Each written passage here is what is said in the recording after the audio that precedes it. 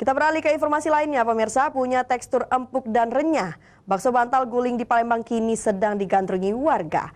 Penjual bakso mampu menjual 120 porsi per hari dari kreasi ini. Inovasi dilakukan di tengah persaingan gerai bakso yang kian menjamur di bumi Sriwijaya. Bakso yang umumnya berbentuk bulat dibuat berbeda dengan bakso yang dijual di salah satu gerai Jalan Kolonel Haji Berlian kilometer 7 Palembang ini. Bakso bantal guling Pak Demin namanya. Inovasi kuliner ini mampu menaikkan penjualan karena menjadi salah satu kudapan favorit warga Palembang. Tekstur bakso bantal guling yang empuk dan renyah menjadikannya disukai penikmat bakso. Selain nama bakso yang unik dan rasa yang nikmat, harga per porsi bakso bantal guling relatif murah, hanya Rp22.000.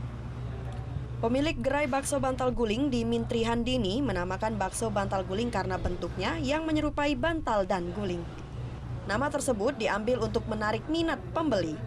Selain memiliki cita rasa yang berbeda dari bakso biasanya, bakso bantal guling dibuat dengan daging sapi yang dibungkus menggunakan kulit pangsit, diisi dengan daging sapi cincang dan cabai.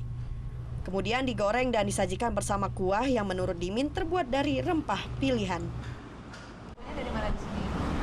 Karena di sekitar ini kan kayak heboh bantal guling, bakso bantal guling, katanya enak ini. Karena pertama kali juga kan bentuknya bantal guling ini, makanya mau coba.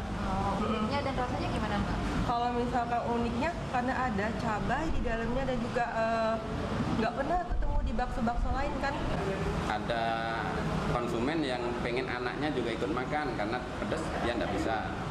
Akhirnya muncullah ide berikutnya adalah untuk perpaduan guling tadi dengan bantalnya. Jadi kalau yang bantal itu original, kalau yang guling pedas. Dalam satu hari, Dimin menghabiskan 6 kg daging sapi untuk 120 porsi bakso bantal gulingnya. Bakso bantal guling bisa dinikmati dengan datang langsung ke gerai atau melalui aplikasi online. Dari Palembang, Bambang Irawan, iNews melaporkan.